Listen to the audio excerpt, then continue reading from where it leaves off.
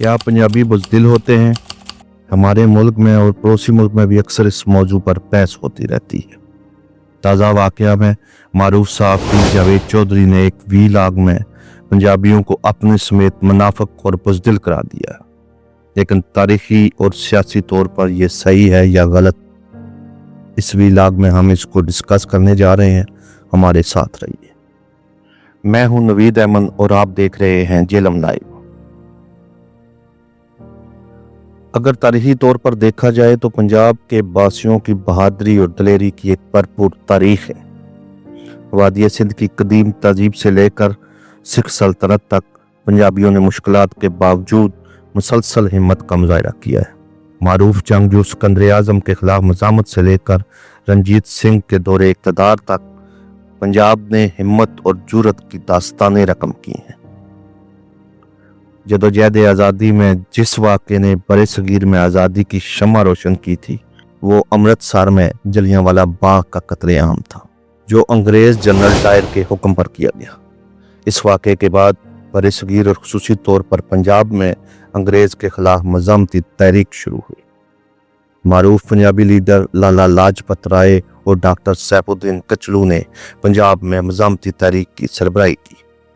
इसी तरह मारूफ इनकलाबी नौजवान भगत सिंह और उधम सिंह भी पंजाबी थे।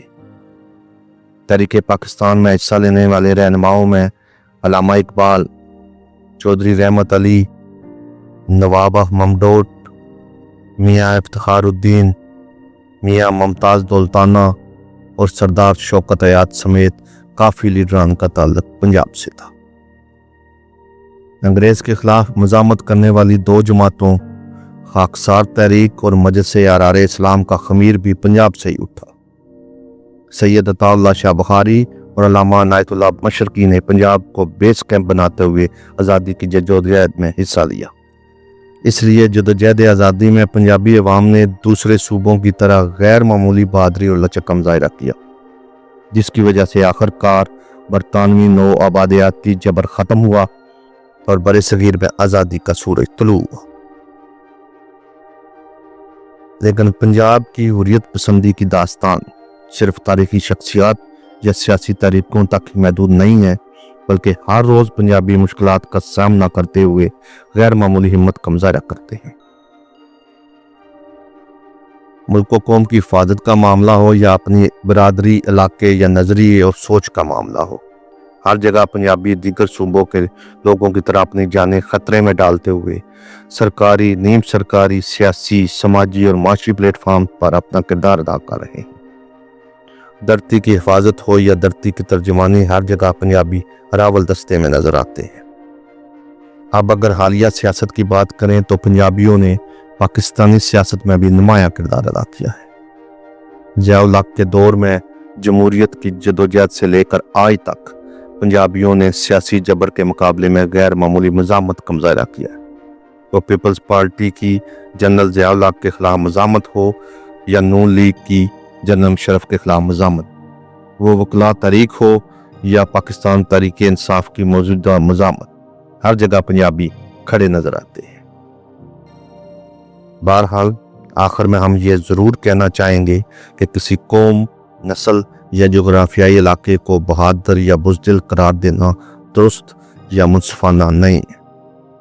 बहादुरी और बुज़दिली दो रवैये हैं जो ज़ाती और इनफरादी नौइयत के होते हैं, लेकिन हम इज्तिमाई तौर पर किसी कौम, नस्ल या सूबे वगैरह पर यह लेबल नहीं लगा सकते।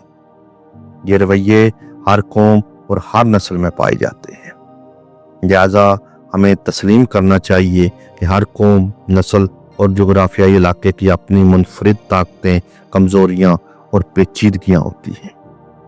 इनको उनके ख़ास पसे मंज़र में समझने की कोशिश करनी चाहिए और कौमों, बरादरियों और स्टेक होल्डर्स के दरमियान नफ़रत पैदा करने की बजाय एक तामीरी डायलॉग ही वो ज़रिया है जिससे हमारा मुल्क तरक्की की राह पर गामज़न हो सकता है। इसके अलावा कोई रास्ता नहीं है। इसके साथ ही हमें इजाज़त दें। ये था आज का वीलॉग। हम फिर हाज़िर होंगे किसी नए मौजू के साथ। उस वक्त तक अल्लाह हाफिज़।